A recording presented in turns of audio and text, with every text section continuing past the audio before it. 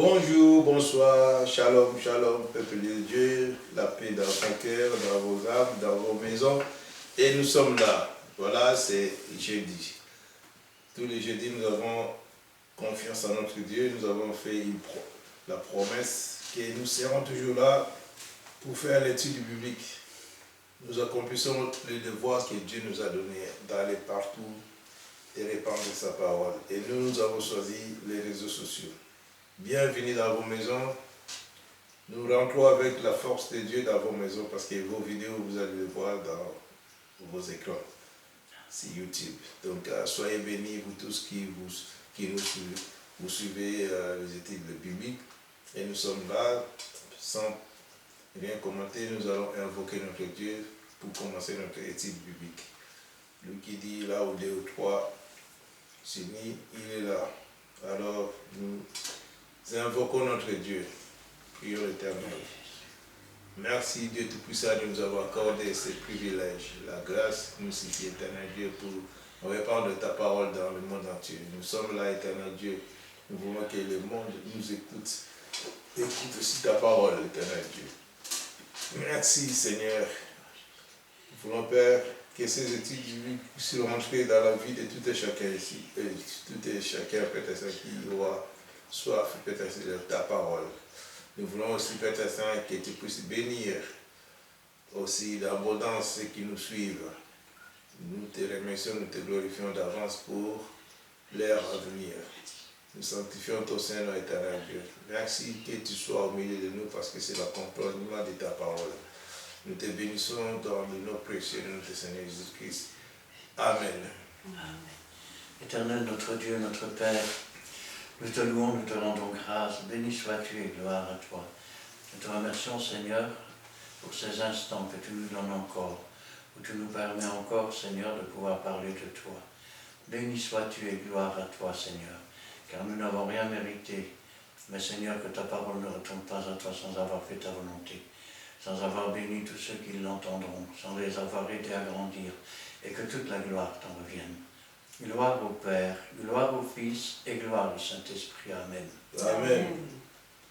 Oui, Éternel Tout-Puissant, sois loué, sois béni, sois glorifié, mon Dieu. Merci pour ce privilège que tu nous accordes encore aujourd'hui de nous assembler en ton nom pour cette étude biblique. Dirige-la, Seigneur, sous ton saint regard. Chasse tout esprit rebelle et contraire, afin qu'il puisse régner en maître souverain.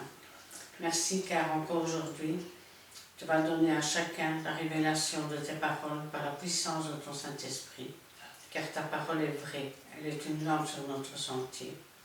Ouvre, Seigneur, nos oreilles, nos yeux, notre bouche, afin que nous puissions être attentifs à ton enseignement, et dispose nos cœurs, Seigneur, afin que nous puissions recevoir entièrement cette parole, l'accepter, mais surtout la mettre en pratique. Bénis chacun de nous, bénis tes serviteurs présents, oins-les, Seigneur, de ton Saint-Esprit, et protège-les, Seigneur, des méchants et des orgueilleux. Parle, Seigneur, nous t'écoutons, et que toute la gloire t'en revienne. Gloire au Père, au Fils et au Saint-Esprit. Amen. Amen. Voici, comme d'hab, j'ai fait un petit rappel pour les adresses. Vous voyez des vidéos qui sont à l'adresse de Christian Delso, D-E-L-S-A-U-X. Et sur place, vous serez venir à Montigny, sur la rue 55 rue Paul Janson à Montigny-600. Donc, code postal, c'est 6061. Venez, vous ne serez pas dessus. Venez nous accompagner, c'est l'œuvre de Dieu, ce n'est pas notre œuvre. Et rentrez dans cette aventure, voilà, nous vous présentons le navire de Charleroi pour l'évangile et aussi l'éthique biblique. Voici, nous allons parler de quelque chose de très important. Les résurrections. Qui fait quoi? Pasteur Christian. Amen. Avant de commencer, il fallait comprendre qu'on va parler de résurrection. Et on va voir à qui on va attribuer ces résurrections. Mais je tiens quand même à faire une parenthèse, parce qu'aujourd'hui, beaucoup d'églises asiatiques essaye de se rapprocher des églises de Dieu avec comme doctrine résurrection et réincarnation égale à la même chose. Alors la réincarnation, c'est censé être quelqu'un qui a été une personne et qui devient quelqu'un d'autre, ou un animal. Alors que la résurrection, la Bible nous dit que le corps est semé et qu'il ressuscite. On ne parle pas d'un autre corps, on ne parle pas d'une réincarnation, mais on parle de résurrection.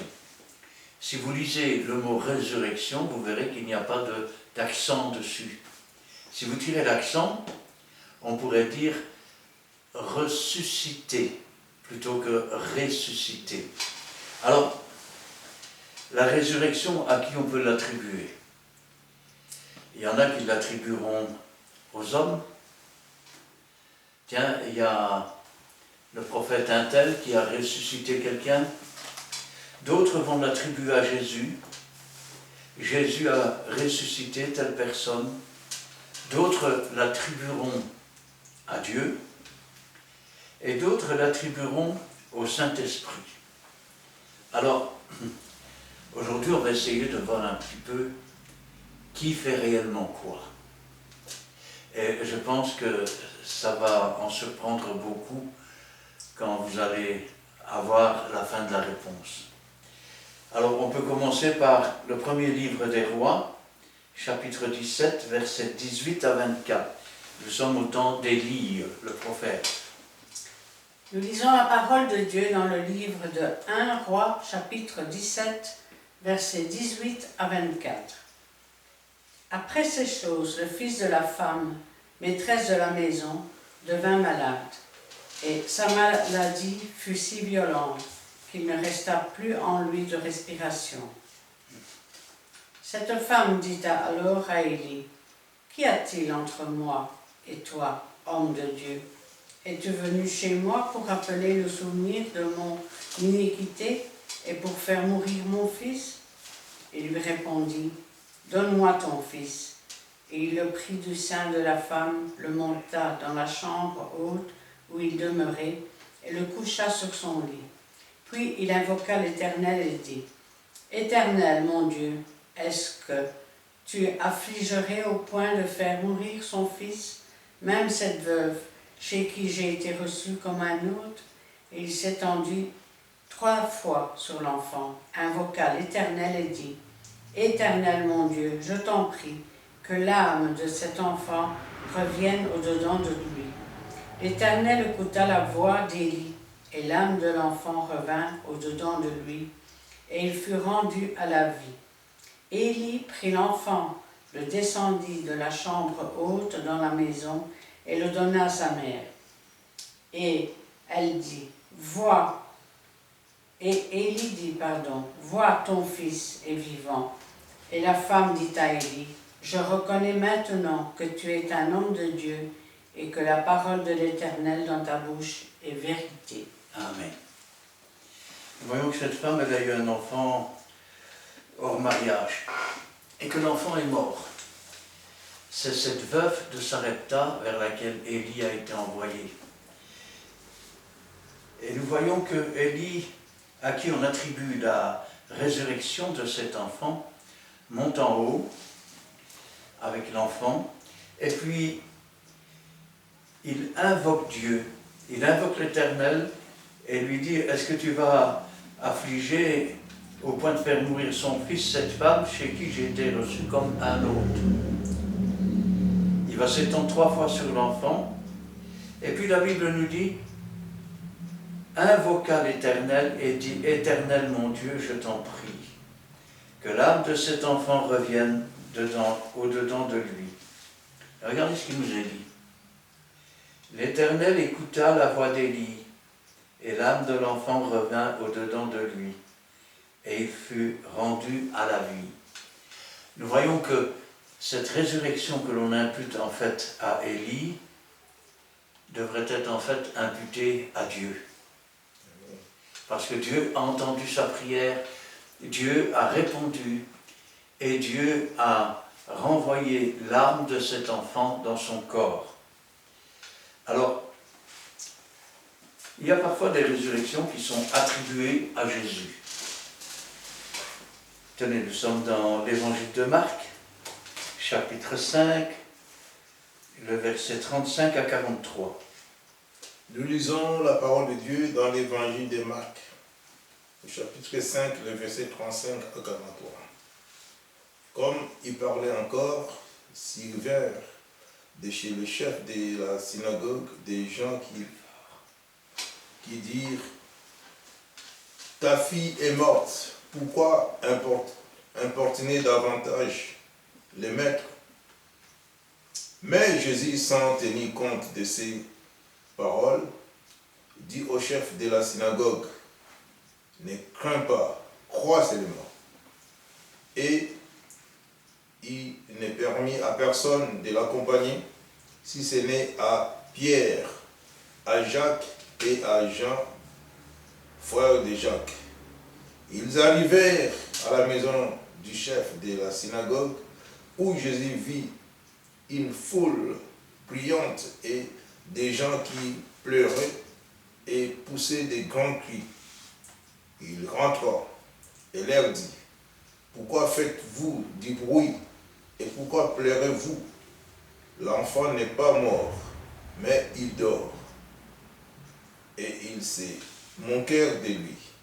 Alors, ayant fait sortir tout le monde, il prit avec lui le père et la mère de l'enfant et ceux qui l'avaient accompagné, et il rentra là où était l'enfant. Il la saisit par la main et lui dit, « Tabitha Kumi », ce qui signifie « jeune fille, lève-toi ». Je te le dis. Aussitôt, la jeune fille se leva et se mit à marcher, car elle avait 12 ans. Et il fit dans un grand étonnement. Jésus leur adressa des forces recommandations pour ce que personne ne sut la chose. Et il dit qu'on donna à manger à la jeune fille. Amen. Il vient de guérir une femme qui a une perte de sang. Il parle, et comme il parlait encore, survint le chef de la synagogue. Des gens qui dirent, « Ta fille est morte, pourquoi importes-tu davantage le maître ?»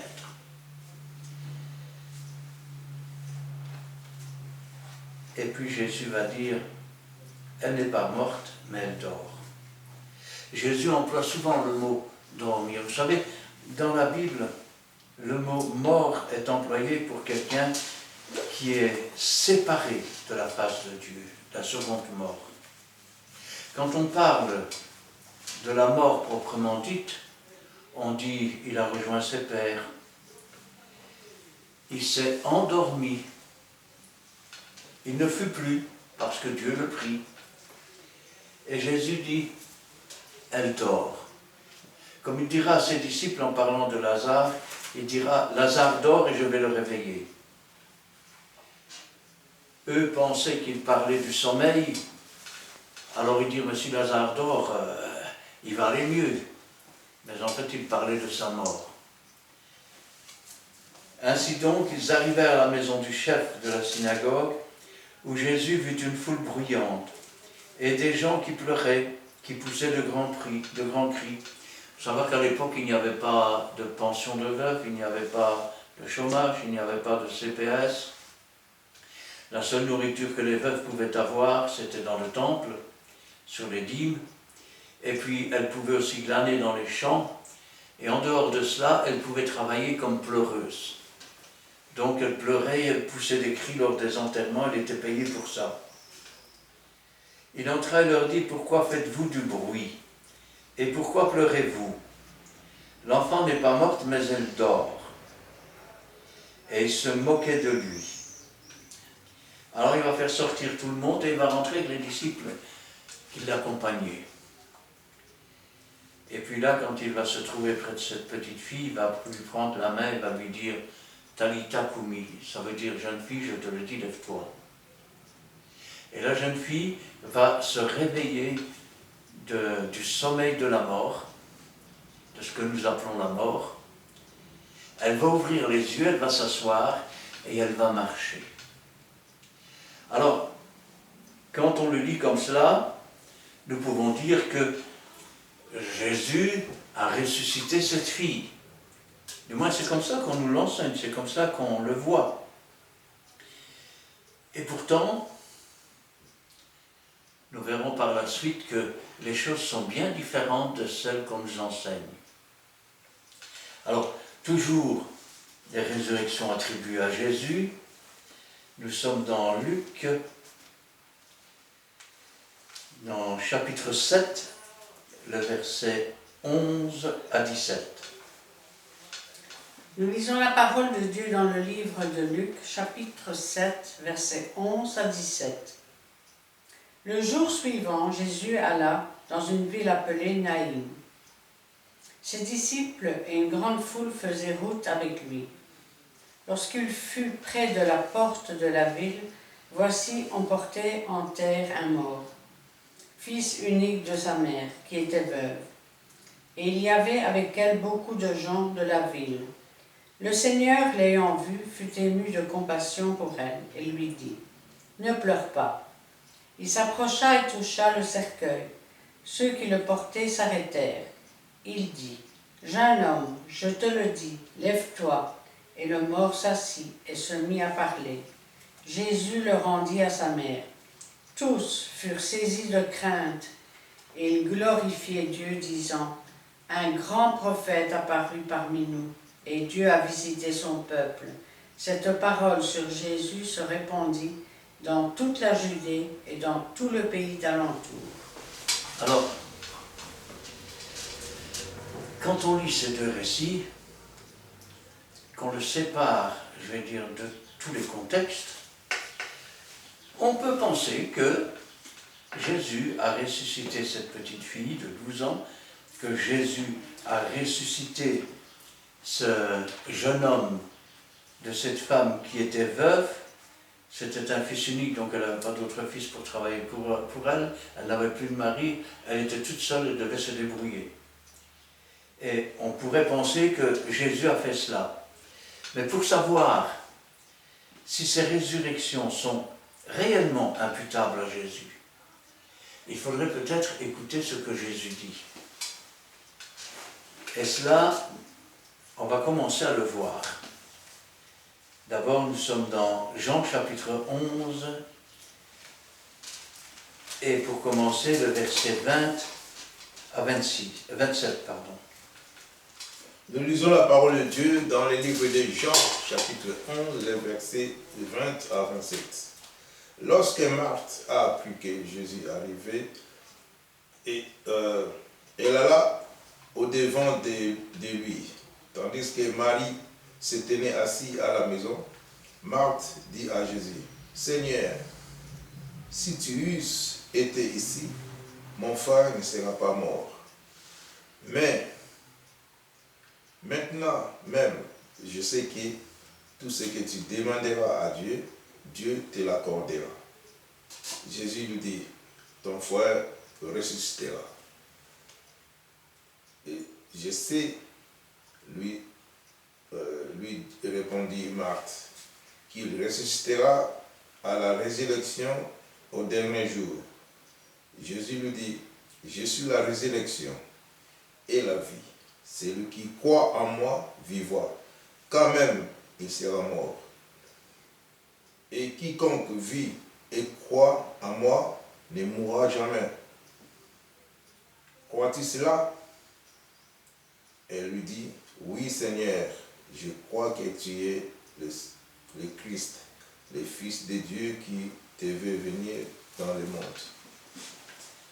Alors, si vous demandez si on peut imputer les résurrections à Jésus, directement on vous dira Jésus a dit je suis la résurrection et la vie.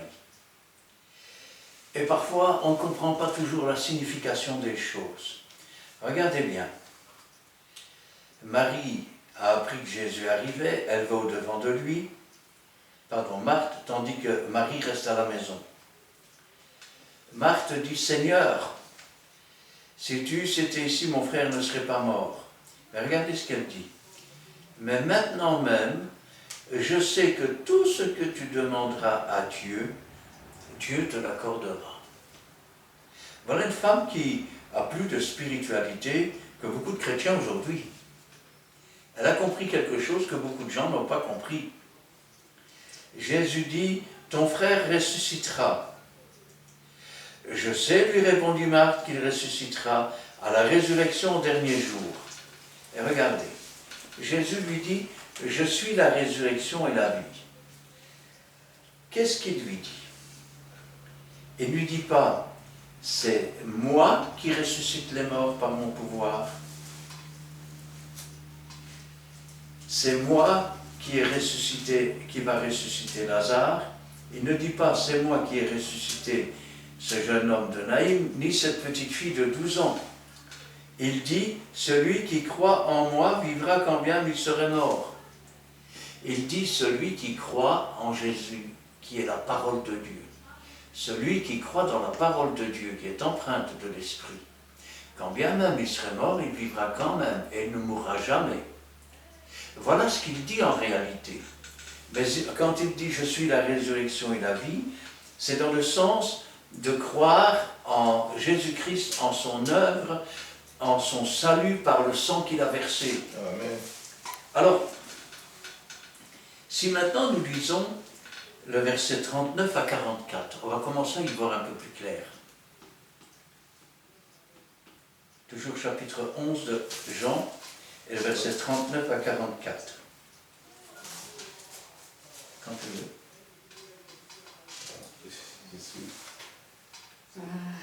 Nous lisons la parole de Dieu dans le livre de Jean, chapitre 11, versets 39 à 44. Jésus dit, ôtez la pierre. Marthe, la sœur du mort, lui dit, Seigneur, il sent déjà, car il y a 4 jours qu'il est là. Jésus lui dit, ne t'ai-je pas dit que si tu crois, tu verras la gloire de Dieu. Ils ôtèrent donc la pierre du lieu où le mort était couché. Et Jésus leva les yeux en haut et dit, Père, je te rends grâce de ce que tu m'as exaucé. Pour moi, je savais que tu m'exauces toujours, mais j'ai parlé à cause de la foule qui m'entoure, afin qu'ils croient que c'est toi qui m'as envoyé. Ayant dit cela, il cria d'une voix forte, Lazare, sort.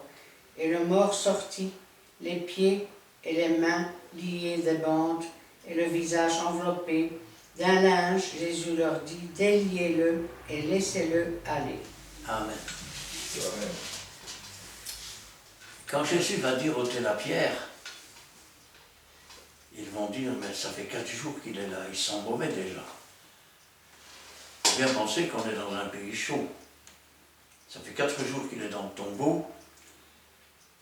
Il est comme de la viande avariée qui sent mauvais. Et c'est ce qu'ils leur disent. Et Jésus, qu'est-ce qu'il fait? Il lève les yeux en haut. Et il commence à prier Dieu. Père, je te rends grâce de ce que tu m'as exaucé. Attendez. Et Jésus dit, Père, je te remercie que tu m'as exaucé. Donc la résurrection, c'est l'exhaustation, c'est parce qu'il a été exaucé et que Dieu l'a exaucé et que Dieu lui a donné. Pour moi, je savais que tu m'exauces toujours. Pour moi, je savais que chaque fois que je te demande quelque chose, tu me le donnes. Rappelez-vous ce que Jésus a dit, vous ferez les choses que j'ai faites, vous en ferez de plus grandes. Mais pour cela, il faut que Dieu exauce toutes les prières que nous faisons. Mais comment peut-il exaucer les prières que nous faisons? Il faut d'abord être devant ses yeux purs et parfaits. Ensuite, il faut être sous le couvert du sang de Jésus, afin que Jésus reconnaisse notre voix, mais qu'il sente la bonne odeur du Fils de Dieu. Et enfin, il faut que ce soit dans la volonté du Saint-Esprit. Parce que si la prière est contraire à la volonté du Saint-Esprit, elle est contraire à la volonté de Dieu. Et Dieu ne peut pas l'exaucer. Tenez, par exemple, je me souviens de l'histoire d'un pasteur. Il avait réuni tous ses fidèles, il y avait une sœur qui était morte dans le cercueil. Et il a commencé à leur dire, on va prier pour que Dieu la ressuscite. Dieu va la ressusciter, Dieu va la ressusciter. Ça a duré pendant 3 jours. Bien sûr, la sœur n'est jamais ressuscitée, ce n'était pas dans la volonté de Dieu. Alors il l'a enterrée. Et la première réunion, le pasteur est monté sur la tribune. Si la sœur n'est pas ressuscitée, c'est de votre faute, vous avez manqué de foi. Ou des gens qui disent, j'ai prié, j'ai demandé à Dieu pour ressusciter, mais ça n'a pas marché. C'est rien passé. Première condition, être pur devant Dieu. C'est-à-dire n'avoir aucun péché qui soit connu de notre part. Dieu ne tient pas compte des temps d'ignorance. La deuxième chose, aimer la parole de Dieu, aimer l'Esprit de Dieu, se laisser instruire par l'Esprit de Dieu. C'est ce qui est marqué dans la parole de Dieu. Ils seront tous instruits de Dieu. Et la chose suivante, c'est marcher avec Dieu de tout son cœur, de toute sa pensée, de toute sa force. Et ainsi, on ne s'aventure pas dans des œuvres que Dieu n'a pas préparées ou que Dieu n'a pas demandées. Quand un apôtre, quand un pasteur, par l'intermédiaire et la volonté de Dieu et l'Esprit de Dieu, ressuscite un mort, ce n'est pas le pasteur qui l'a ressuscité. Il n'a pas le pouvoir de le faire. L'homme n'a pas ce pouvoir. Il faut donc que ce soit une décision prise de Dieu. Il faut aussi une totale obéissance à Dieu. Une soumission totale, afin que quand Dieu dit « ordonne de se lever », on le fasse, et que la personne se lève. Mais quand Dieu ne le dit pas, c'est pas la peine de tirer sur ses bras et dire « lève-toi, lève-toi, lève-toi », il ne se lèvera jamais. C'est impossible. Regardez ce qu'il dit. « Pour moi, je sais que tu m'exauces toujours. » Donc la résurrection est le résultat d'une prière exaucée à Dieu. Amen. Et c'est Dieu qui a exaucé. Ce qui veut dire que quand Jésus dit « je suis la résurrection et la vie », il veut dire par là que le seul moyen d'être réconcilié avec Dieu, de passer de la mort à la vie, c'est d'accepter Jésus-Christ comme sauveur et son sacrifice. En cela, il est la résurrection et la vie, puisque nous sommes ressuscités en nouveauté de vie. Et nous faisons mourir le vieil homme. Mais quand il s'agit de la résurrection proprement dite, quand on parle de quelqu'un qui s'est endormi, c'est-à-dire qui a arrêté de respirer, qui a arrêté de bouger, qui a durci et qui peut-être sent déjà mauvais, la prière, elle doit être faite à Dieu par le Saint-Esprit et au nom de Jésus. Si Dieu l'accorde, alors la résurrection aura lieu. Si Dieu ne l'accorde pas, c'est ou c'est pas dans la volonté de Dieu, ou nous ne sommes pas droits. Ou, je vais dire quelque part, nous avons un pied pour Dieu et un pied pour le péché, comme le peuple d'Israël qui avait un pied dans le désert, mais ses pensées étaient toujours en Égypte. Pour moi, je savais que tu m'exauces toujours. J'ai parlé à cause de la foule qui m'entoure, pour qu'ils croient que c'est toi qui m'as envoyé. C'est Dieu qui l'a envoyé, et c'est Dieu qui l'a exaucé. Amen. Ça veut dire que si Dieu ne l'avait pas exaucé, il aurait pu crier pendant 20 ans devant le tombeau, « Lazare, sors !» Lazare serait resté dans le tombeau. Il faut bien comprendre, c'est l'autorité suprême de Dieu le Père qui ordonne les choses. Est-ce que j'ai dit que Dieu ressuscitait les morts? Oui, Dieu ressuscite les morts. Mais on va voir qu'il n'est pas seul. Alors, ayant dit cela, il cria d'une voix forte, « Lazare, sort !» Et le mort sortit, les pieds et les mains liés de bandes, et le visage enveloppé d'un linge. Jésus leur dit, « Déliez-le et laissez-le aller. » Dans chacune des résurrections de Jésus, on s'aperçoit d'une chose. La petite fille lui dit, « Donnez-lui à manger. » Nourrissez-la de la parole de Dieu. Quand il s'agit de Lazare, Lazare a des liens. Et Dieu dit, déliez-le et laissez-le aller. Ça veut dire qu'il donne le pouvoir à ses disciples de délier. Quand une personne est liée par un esprit, le Saint-Esprit donne le don pour chasser l'esprit. Jésus donne le ministère. Amen. Et Dieu donne la bénédiction ou pas. Ou si vous préférez, il exauce ou pas. Alors, nous continuons maintenant. C'est Gina ou non? Gina. Quoi? C'est Gina ou non? C'est Gina? Ah, je crois que c'est toi maintenant. Ouais. Nous sommes dans Jean 5, versets 20 à 26. C'est Gina qui prend. Parce qu'il a eu plus loin. Jésus reçoit du Père. Ouais. C'est toi, Gina. Tu Ah, vois? c'est toi. Nous lisons la parole de Dieu dans le livre de Jean, chapitre 5, versets 20 à 26. Car le Père aime le Fils et lui montre tout ce qu'il fait, et il lui montrera des œuvres plus grandes que celles-ci, afin que vous soyez dans l'étonnement. Car comme le Père ressuscite les morts et donne la vie, ainsi le Fils donne la vie à qui il veut. Le Père ne juge personne, mais il a remis tout jugement au Fils, afin que tous honorent le Fils comme ils honorent le Père. Celui qui n'honore pas le Fils n'honore pas le Père qui l'a envoyé. En vérité, je vous le dis, celui qui écoute ma parole et qui croit à celui qui m'a envoyé a la vie éternelle. Il ne vient point en jugement, mais il est passé de la mort à la vie. En vérité, je vous le dis, l'heure vient, et elle est déjà venue, où les morts entendront la voix du Fils de l'homme, et ceux qui l'auront entendu vivront. Car comme le Père a la vie en lui-même, ainsi il a donné au Fils d'avoir la vie en lui-même. Amen. Amen. Alors, le Père aime le Fils et lui montre tout ce qu'il fait. Vous remarquez cela?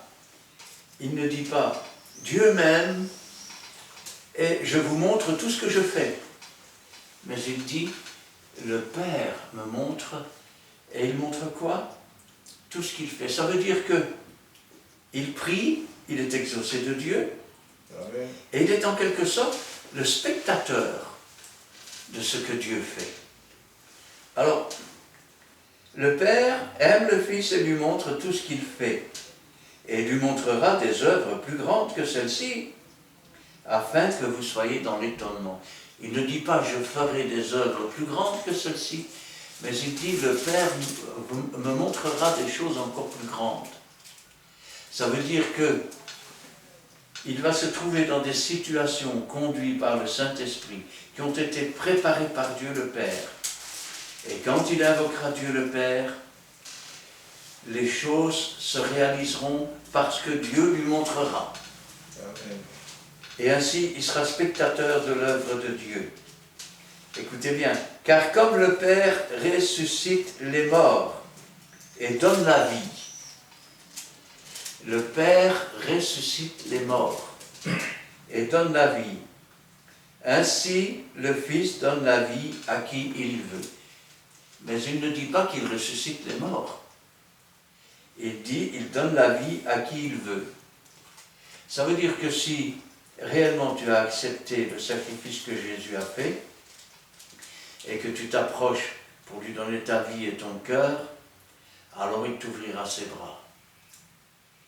Mais nul ne vient à Jésus-Christ si le Père ne l'a attiré. Une fois de plus, nous pensons que nous avons été attirés par ceci ou par cela, mais si Dieu n'attire pas, on ne peut pas venir à Jésus. Et si c'est Dieu qui a attiré, Jésus ne mettra jamais dehors celui qui vient à lui. Amen. Parce que celui qui vient à lui, il sait que c'est le Père qui l'a attiré. Le Père ne juge personne, mais il a remis tout jugement au Fils.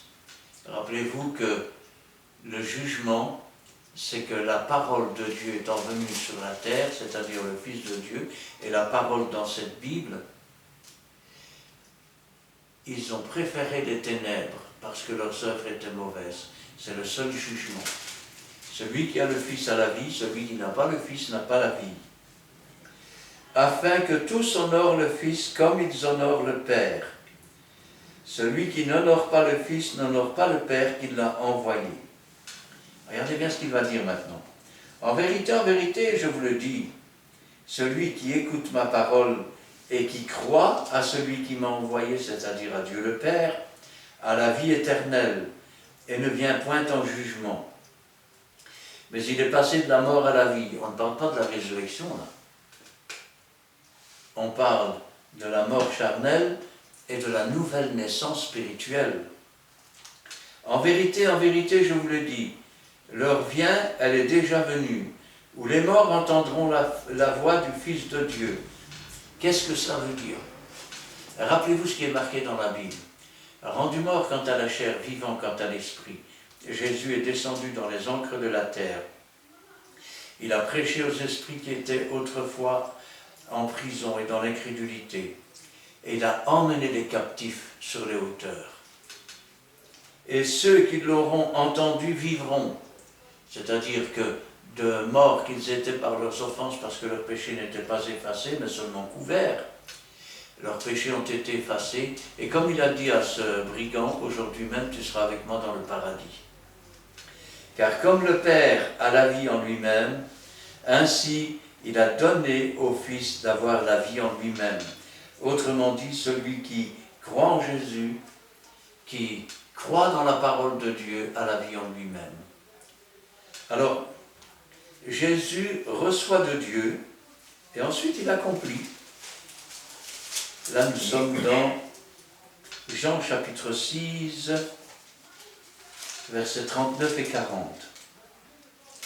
Nous lisons la parole de Dieu dans les livres de Jean, chapitre 6, les versets 39 à 40. Or, la volonté de celui qui m'a envoyé, c'est que je ne perds rien de tout ce qu'il m'a donné, mais que je le ressuscite au dernier jour. La volonté de mon Père, c'est que quiconque voit le Fils et croit en lui ait la vie éternelle, et je le ressusciterai au dernier jour. Or, la volonté de celui qui m'a envoyé, c'est que je ne perde rien de tout ce qu'il m'a donné. De tout ce qu'il m'a donné. Ça veut dire que quand nous appartenons à Jésus, en fait, c'est Dieu qui nous a attirés, et c'est Dieu qui nous a donné à Jésus. Mais que je le ressuscite au dernier jour. C'est-à-dire que quand nous acceptons Jésus-Christ et que nous marchons avec le Seigneur, nous recevons l'Esprit de Dieu. Et Jésus baptise du Saint-Esprit. Ça veut dire aussi que si Jésus ne baptise pas du Saint-Esprit, ça veut dire aussi que nous ne nous conduisons pas bien.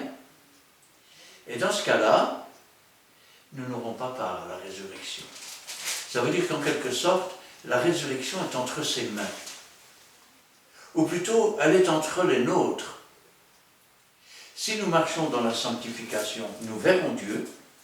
Si nous ne marchons pas dans la sanctification, nous ne verrons pas Dieu. Mais celui qui permet cette résurrection et le baptême du Saint-Esprit, c'est Jésus. quand il donne le baptême du Saint-Esprit à quelqu'un, il lui donne en fait la clé de la résurrection. Et vous comprendrez après pourquoi. Maintenant, nous sommes dans chapitre 2 des Actes, versets 22 à 24. Nous allons parler maintenant de la résurrection de Jésus. Parce que si Jésus est ressuscité, qui l'a ressuscité? Et comment? Nous lisons la parole de Dieu dans le livre des Actes, chapitre 2, versets 22 à 24. Hommes israélites, écoutez ces paroles. Jésus de Nazareth, cet homme à qui Dieu a rendu témoignage devant vous par les miracles, les prodiges et les signes qu'il a opérés par lui au milieu de vous. Comme vous le savez vous-même, cet homme livré selon le dessein arrêté et selon la prescience de Dieu, vous l'avez crucifié, vous l'avez fait mourir par la main des impies. Dieu l'a ressuscité en le délivrant des liens de la mort, parce qu'il n'était pas possible qu'il fût retenu par elle. Alors, qu'est-ce qu'on nous dit? On nous dit que Dieu a rendu témoignage devant les hommes par des miracles, par des prodiges, par des signes qu'il a opérés au milieu d'eux. Et cet homme, en parlant de Jésus, il a été livré. Mais ce n'est pas une chose qui s'est passée par hasard. C'était le prédessein selon la prescience de Dieu. Ça veut dire que Dieu avait tant aimé le monde qu'il avait envoyé son Fils. Et son Fils avait une mission. Cette mission était de faire connaître Dieu et ensuite d'effacer les péchés du monde, d'être l'agneau de Dieu qui ôte le péché du monde, afin que la punition de nos péchés retombe sur son dos, et qu'ainsi la mort a eu sa part, nos péchés ont été déposés dans le séjour des morts, et donc elle n'a plus rien à réclamer. Mais lui-même, étant rempli du Saint-Esprit, lui-même n'étant pas pécheur, la mort ne pouvait pas le retenir. Il en a payé le prix parce qu'il s'était chargé de nos péchés. Il a déposé nos péchés dans le séjour de l'oubli, c'est-à-dire dans le séjour des morts, et ensuite la mort l'a vomi parce qu'elle ne pouvait pas le retenir. Et même pendant qu'il était dans le séjour des morts, il est même allé voir dans le sein d'Abraham, et il a prêché l'évangile à tous ceux qui se trouvaient là. Il a emmené les captifs sur les hauteurs, c'est-à-dire dans le jardin de Dieu. Quand on nous parle de ce que Dieu l'a ressuscité, rappelez-vous que quand Jésus ressuscite Lazare, il dit « Pour moi, je sais que tu m'exauces toujours. Et j'ai parlé à cause d'eux. » Ça veut dire que la résurrection de Lazare, c'était la prière exaucée que Jésus avait faite à Dieu. Et c'est Dieu qui exauce. Cette jeune fille de 12 ans, c'est Dieu qui l'a ressuscitée. Dieu a exaucé Jésus. Amen. Ce petit garçon avec Élie, Dieu a exaucé Élie. Et cela est confirmé par les autres apôtres. Nous sommes ici dans les Actes des Apôtres, chapitre 5, versets 29 à 32. Nous lisons la parole de Dieu dans les Actes des Apôtres, le chapitre 5, les versets 29 à 32, qui dit ceci. Pierre et les apôtres répondirent, « Il faut obéir à Dieu plutôt qu'aux hommes. Le Dieu de nos pères a ressuscité Jésus que vous avez tué en le pendant au bois. Dieu l'a élevé par sa droite comme prince et sauveur pour donner à Israël la repentance et le pardon des péchés. Nous sommes témoins de ces choses, de même que le Saint-Esprit que Dieu a donné à ceux qui lui obéissent. » Amen. Le Dieu de nos pères a ressuscité Jésus que vous avez tué en le pendant au bois. C'est une nouvelle fois, Pierre et les apôtres qui disent « c'est Dieu qui a ressuscité Jésus ». Ainsi, Dieu était dans la résurrection de ce petit garçon pour lequel Élie avait prié. Il est, pour le fils de la veuve de Naïm, la réponse de la bénédiction de Dieu à la prière de Jésus. De même que pour Lazare, c'est la réponse de la prière que Jésus a faite à Dieu. Dieu a répondu en ressuscitant Lazare. De même, quand Jésus s'est offert lui-même et qu'il a donné sa vie sur cette croix et qu'il a rempli sa mission dans le séjour des morts, Dieu l'a ressuscité d'entre les morts. Amen. Et il l'a relevé. C'est d'ailleurs confirmé aussi par l'apôtre Paul. Et là, nous sommes dans 2 Corinthiens, chapitre 4, versets 13 et 14. Nous lisons la parole de Dieu dans le livre de 2 Corinthiens, chapitre 4, versets 13 à 14. Et comme nous avons le même esprit de foi qui est exprimé dans cette parole de l'Écriture, j'ai cru, c'est pourquoi j'ai parlé, nous aussi nous croyons. Et c'est pour cela que nous parlons, sachant que celui qui a ressuscité, le Seigneur Jésus, nous ressuscitera aussi avec Jésus et nous fera paraître avec lui en sa présence. Qu'est-ce que l'apôtre dit? Il dit que celui qui a ressuscité Jésus, et nous savons que c'est le Dieu de leur Père, Pierre et les apôtres l'ont dit, c'est lui aussi qui nous ressuscitera et nous fera paraître en sa présence. Déjà, dans l'Ancienne Alliance, savez-vous qu'Abraham savait que Dieu ressuscitait les morts? Et là, nous pouvons aller, ce sera l'avant-dernier texte, parce qu'après, nous avons, dans toute l'histoire biblique, il y a une chute.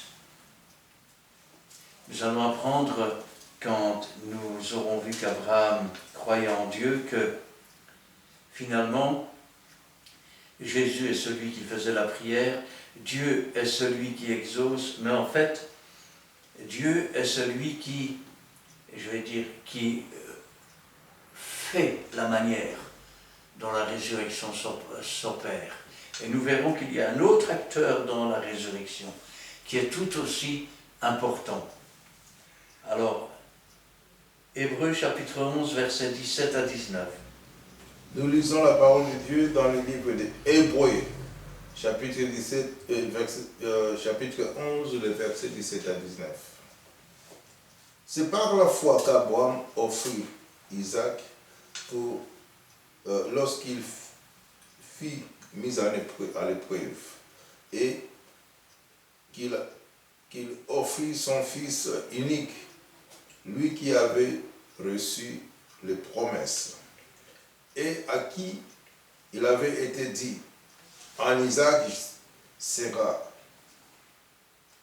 nommé pour toi une prospérité. Il pensait que Dieu est puissant même pour ressusciter les morts. Aussi les recouvre-t-il par une sorte de résurrection. Quand vous lisez l'histoire, vous voyez que Dieu lui demande d'offrir son fils unique. Il lui a pourtant promis que de ce fils unique naîtrait une nation nombreuse. Et voilà qu'il va prendre le bois, il va prendre le feu, il va aller avec ses serviteurs. Et puis quand il va arriver au pied de la montagne, il va dire aux serviteurs, restez là. Et regardez cette phrase. Il sait qu'il va monter sur la montagne pour égorger son fils. Mais il va dire aux serviteurs, moi et l'enfant, nous montons et ensuite nous reviendrons. Il n'a pas dit je reviendrai. Il avait déjà la foi pour croire que même s'il tuait son enfant, il reviendra avec. Amen. Et quand ils sont dans la montagne, son fils lui dit, je vois le bois, je vois le feu, mais où est le sacrifice pour l'Holocauste? Et Abraham répond, Dieu se pourvoira. Amen. Ça veut dire que déjà, il croyait en la résurrection et il savait que Dieu était puissant assez pour ressusciter son Fils. Et quand on nous dit que quelque part il l'a récupéré par une espèce de résurrection, ça veut dire qu'au dernier moment, Dieu lui a dit, ne frappe pas l'enfant. Car je vois que tu es prêt à m'offrir ton Fils. Et derrière eux va se trouver l'animal du sacrifice. En sorte que son Fils a été épargné. Dieu a ainsi éprouvé la foi d'Abraham. Maintenant, tout le monde sait, que ce soit Élie qui a prié Dieu et que Dieu a exaucé, que ce soit Jésus qui nous dit, pour moi je sais que tu m'exauces toujours, mais j'ai parlé pour les autres, que ce soit les apôtres qui nous disent clairement que c'est Dieu qui a ressuscité Jésus d'entre les morts. Amen. Alors, maintenant nous allons voir que si Jésus baptise du Saint-Esprit et donne le ministère, si un seul et même esprit opère toutes ces choses, les distribuant à chacun en particulier comme il veut, c'est Dieu qui opère la manière. Et là, nous allons voir de quelle façon Dieu opère la manière pour la résurrection. Alors, nous sommes dans Romains chapitre 8, et nous lirons là deux petites parties. La première, le verset 9 à 11. Nous lisons la parole de Dieu dans le livre aux Romains, chapitre 8, versets 9 à 11. Pour vous, vous ne vivez pas selon la chair, mais selon l'Esprit, si du moins l'Esprit de Dieu habite en vous. Si quelqu'un n'a pas l'Esprit de Christ, il ne lui appartient pas. Et si Christ est en vous, le corps, il est vrai, est mort à cause du péché, mais l'Esprit est vie à cause de la justice.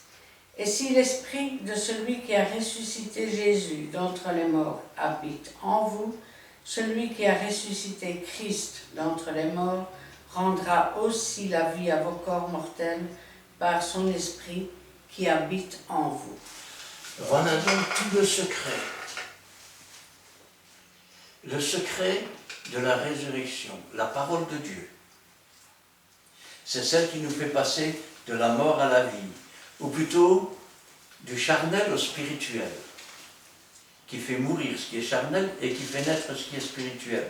C'est Jésus qui baptise du Saint-Esprit. C'est le Saint-Esprit qui donne les dons. Et Dieu qui ressuscite les morts, il le fait par son Esprit, c'est-à-dire par le Saint-Esprit. Et si l'Esprit de celui qui a ressuscité Jésus d'entre les morts habite en vous, si le Saint-Esprit qui a ressuscité Jésus d'entre les morts, selon l'ordre et à la manière dont Dieu a décidé, habite en vous, celui qui a ressuscité Christ d'entre les morts rendra la vie à vos corps mortels par son Esprit. Ce qui veut dire que il y a d'un côté l'accord et l'exaucement de Dieu. Automatiquement, quand Dieu exauce, le Saint-Esprit opère la chose. Amen. Jésus est la résurrection et la vie quand il s'agit pour nous de mourir au péché et de naître pour Dieu. Ainsi, nous menons une vie spirituelle et plus charnelle. Le vieil homme charnel doit mourir. C'est ce qu'on pourrait appeler la première résurrection. Et ensuite, ou plutôt la première mort, car il est réservé aux hommes de mourir une fois, ensuite vient le jugement. Mais si nous mourons dans la chair pour Christ et que nous ressuscitons en nouveauté de vie, il n'y a plus de jugement. Amen. Car la lumière est venue, nous l'avons acceptée, car nos œuvres étaient celles que Dieu avait préparées. Et donc, à partir du moment où l'Esprit de Dieu est en nous, Dieu qui ressuscite les morts le fait par son Esprit. Et c'est ainsi que le Saint-Esprit rendra la vie à nos corps mortels.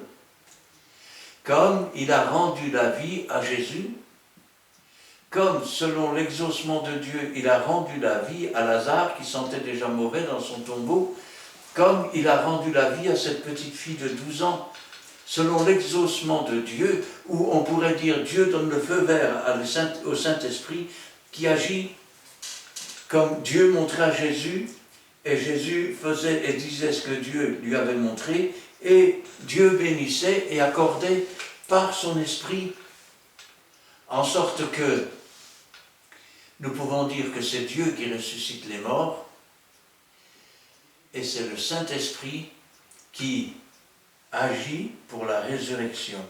Je vais le dire autrement. Quand Jésus était sur la terre, Dieu lui montrait les choses, et donc Dieu accordait la chose, le Saint-Esprit agissait. C'est une trinité. Pour la résurrection des morts, maintenant Dieu exauce, il montre au Saint-Esprit ce qu'il va faire. Le Saint-Esprit le fait, mais c'est l'exaucement de Dieu. Ce qui veut dire en sorte que, écoutez, c'est important, si vous blasphémez contre le Saint-Esprit, vous aurez part à la deuxième résurrection. Et vous serez jetés dans les temps ardents de feu qui ne s'éteint jamais. Avant cela, vous serez entraînés dans les ancres de la terre, dans les Hadès qu'on appelle ça, dans le séjour des morts, dans l'enfer, certains diront, quoique le mot enfer, et pour une fois les témoins de Jéhovah ont raison, le mot enfer en fait signifie le trou dans lequel on met le cercueil. Mais c'est les Hadès, c'est le Sheol, le séjour des morts, et là, il y a de la souffrance, il y a des pleurs, il y a des larmes qui coulent, il y a des flammes cruelles qui tourmentent.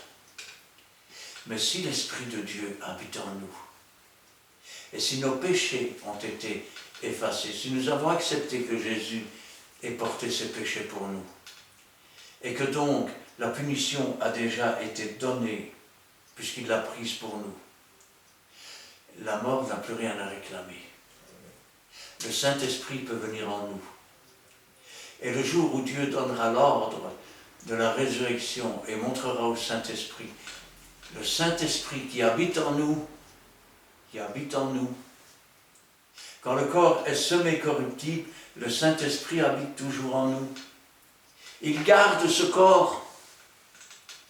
Au jour de la résurrection, Dieu donnera ses instructions au Saint-Esprit qui habite en nous, et le Saint-Esprit alors rendra la vie à nos corps mortels. Nous aurons peut-être été semés infirmes, mais nous ressusciterons pleins de force. Nous avons peut-être été semés, je vais dire, corruptibles, mais nous ressusciterons incorruptibles. Nous serons alors dans des corps glorifiés. Quand tu mets une semence en terre, si la semence ne meurt pas, il n'y a rien qui pousse. De même, si vous ne mourrez pas au péché, quand vous serez jeté en terre, il n'y a rien qui poussera non plus. Vous resterez dans le séjour des morts jusqu'au jour où vous serez jeté dans les temps ardents de feu. Mais si maintenant le Saint-Esprit est en vous, si vous êtes mort au péché, cette semence, elle est morte. Et quand la semence meurt, elle peut commencer à s'enraciner. Et ce qui pousse, ce qui a été planté n'est peut-être qu'un petit grain, toute petite semence, comme le grain de sénévé qui est la plus petite des semences, mais quand elle pousse, elle devient un arbre. Et les oiseaux du ciel viennent en dessous de ses branches. De même, nous aurons été semés petits et insignifiants, morts, mais nous ressusciterons glorieux. Et nous serons dans le ciel comme des anges avec le Seigneur pour être toujours avec lui. Mais souvenez-vous toujours, c'est Dieu qui ressuscite les morts, Dieu notre Père, qui montre au Saint-Esprit pour la résurrection des corps. Et le Saint-Esprit agit selon ce qu'il voit de la part du Père. De même, Jésus-Christ ressuscitait les morts, guérissait les malades, par ce qu'il voyait le faire, ce qu'il voyait le Père qui le faisait et qui lui montrait. De même, nous aussi, nous devons prendre exemple sur Jésus-Christ. Nous devons demander à Dieu de nous montrer, au nom de Jésus-Christ, les choses qu'il nous appelle à faire. Parce que si Dieu nous a sauvés, c'est pour des œuvres qu'il a préparées d'avance. Si maintenant nous négligeons un si grand salut, nous pouvons toujours nous persuader que nous ne sommes ni pires ni meilleurs que les autres, mais c'est ça le problème. Nous devons être ce que la terre a porté de mieux. Amen. Pur, parfait, sans péché. Les seuls péchés que nous devons avoir, c'est les péchés d'ignorance. Nous nous sommes engagés pour ça devant Dieu par le baptême. Et Dieu s'est engagé à nous sanctifier. Celui qui marche de sanctification en sanctification verra Dieu. Amen. Celui qui ne marche pas de cette façon, l'Esprit de Dieu ne peut pas demeurer en lui. Il ne verra pas la première résurrection, il ne pourra voir que la deuxième. J'espère que maintenant vous avez une petite idée de ce qui se passe, qui fait quoi. Amen. Et on Et amen. deuxième partie. Hein. Deuxième partie. Ah, il y a une deuxième partie, pardon, j'ai oublié un morceau. 16-17.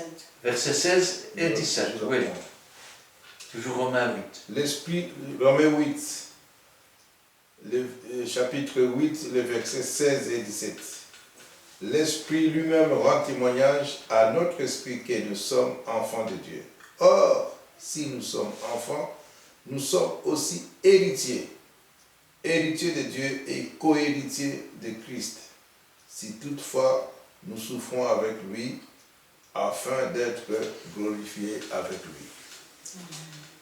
L'Esprit lui-même, ce n'est pas je me persuade, je suis sauvé, je suis sauvé, je suis sauvé, je suis sauvé, je suis sauvé. Je peux dire ça du matin au soir. Si réellement nous sommes attachés à Dieu, nous sentons la présence de l'Esprit. Et l'Esprit nous montre que nous sommes agréables à Dieu. Ça veut dire que nous nous sentons réconciliés avec Dieu. On ne peut pas expliquer, mais Jésus habite en nous. Amen. Ce qui était autrefois a disparu. Et toutes choses sont devenues nouvelles.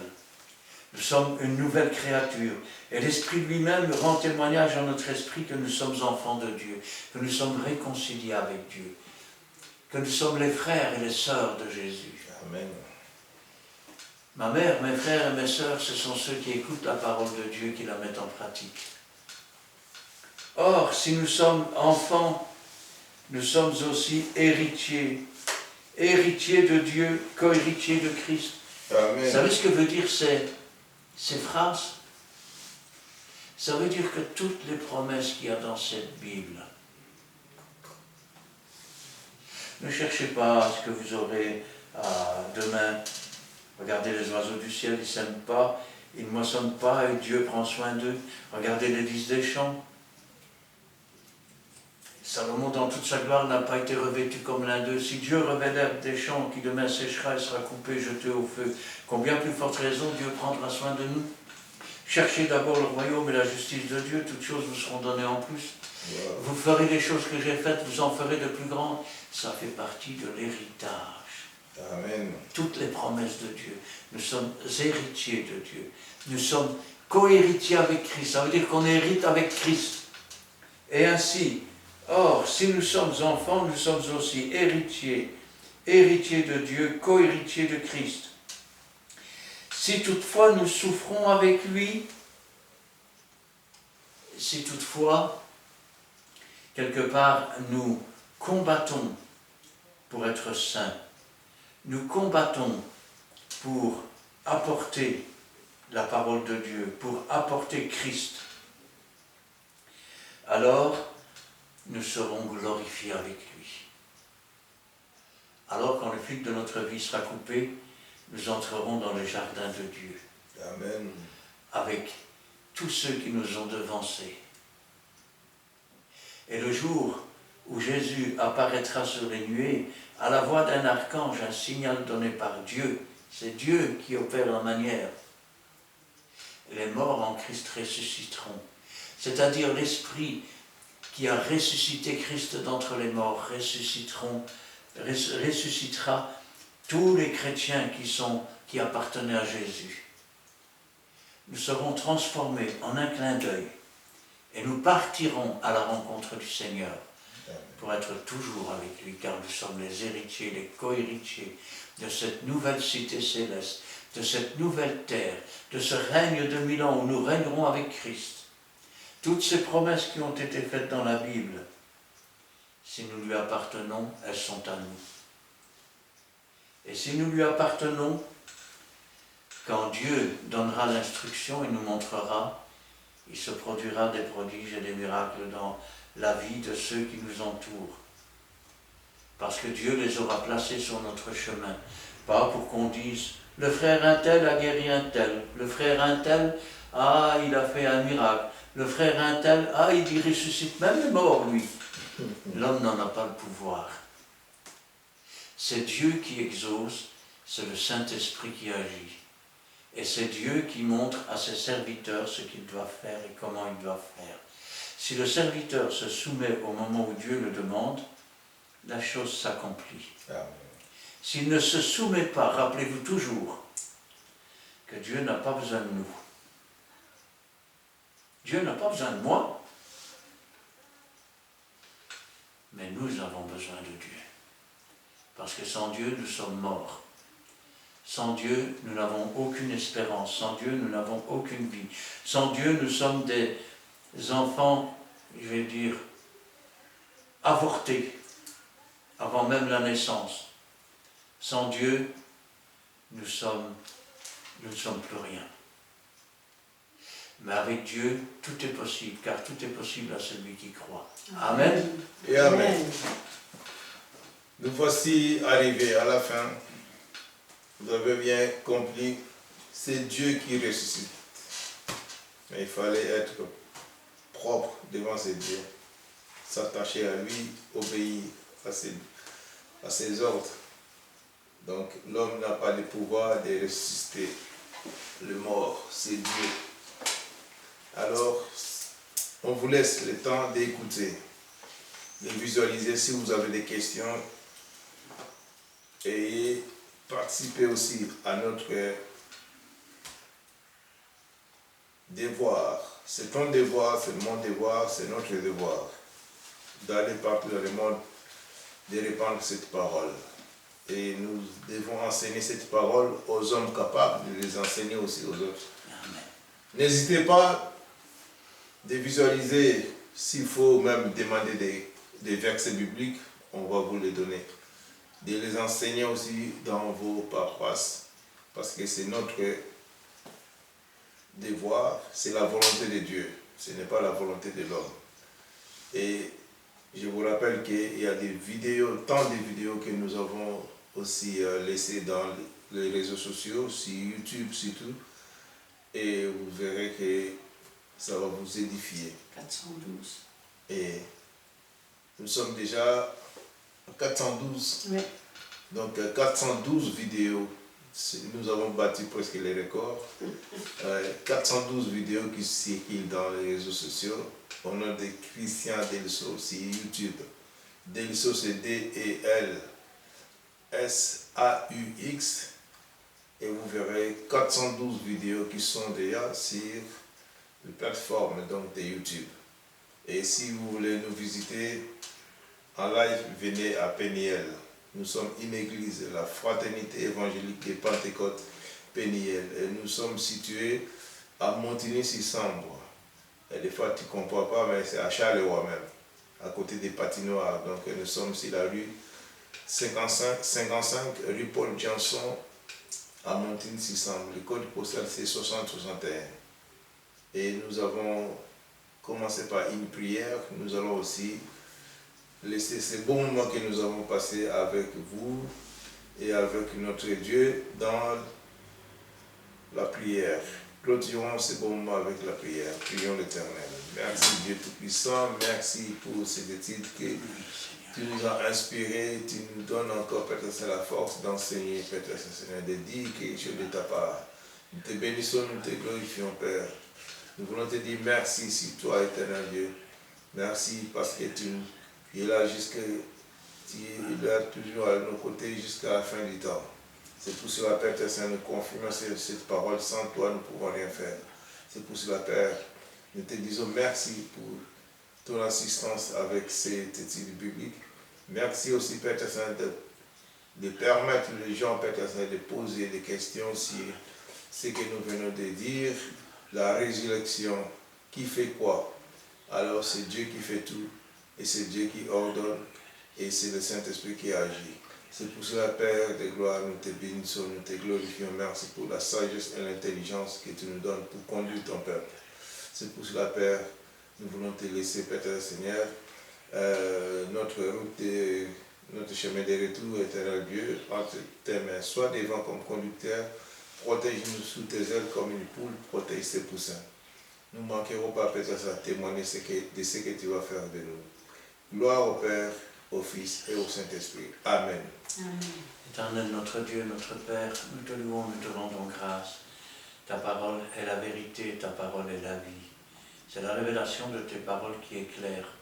Elle est une lumière sur notre sentier. Elle est une lampe à nos pieds. Elle est un sentier étroit, un sentier rocailleux, mais un sentier de vérité, un sentier de gloire. C'est pourquoi, Seigneur, je te remercie pour ta parole. Je te remercie aussi de nous permettre d'être des instruments entre tes mains. Nous qui n'avons rien mérité, qui ne mériterons jamais rien, et qui avons tout reçu de toi. Que ta volonté soit faite, Seigneur, et que toute la gloire t'en revienne. Gloire au Père, gloire au Fils, et gloire au Saint-Esprit. Amen. Amen. Amen. Merci Seigneur pour cet instant béni passant ta présence, pour cette étude biblique sur les résurrections que tu nous permets de recevoir, Seigneur.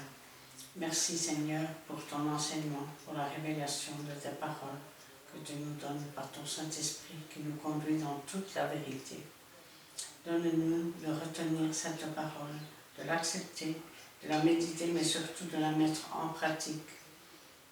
Bénis les serviteurs présents, oins-les, Seigneur, de ton Saint-Esprit, et protège-les des méchants des orgueilleux. Et je te remets tout un chacun, tous ceux qui te sont fidèles à travers ces vidéos bibliques, qui visualisent chaque étude biblique, qui te cherchent, oh mon Dieu, qui veulent connaître ta parole. Travaille leur cœur, oh mon Dieu. Fortifie-les, Seigneur.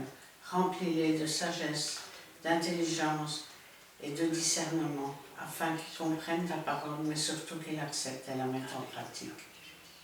Et vous, qui êtes fidèles après chaque étude biblique, n'hésitez pas à liker, à partager en grand nombre cette vidéo biblique, afin que la parole de Dieu soit propagée dans le monde entier, non pas pour nous glorifier, mais pour glorifier le bon et divin nom de notre Seigneur Jésus-Christ.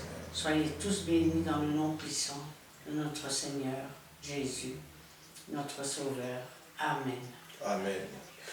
Et voici, on vous laisse visualiser les 412 vidéos qui sont déjà en circulation sur YouTube. Vous ne serez pas ennuyés. Donc, que Dieu vous bénisse abondamment. Mais n'hésitez pas s'il y a l'une des vidéos que vous ne comprenez pas et vous demandez même des versets bibliques, nous notons tous avec nous et nous vous enverrons des versets bibliques. Et pour aussi enseigner aux hommes capables de le faire dans les églises, aussi dans vos églises locales, dans vos familles, et puis voilà, entre vous, les amis, discuter, puis vos questions vont nous faire avancer, ça va nous faire encore des sujets pour en faire de l'étude biblique. Voilà. On vous aime tant, restez bénis. Quant à nous, aujourd'hui, on vous dit bye bye.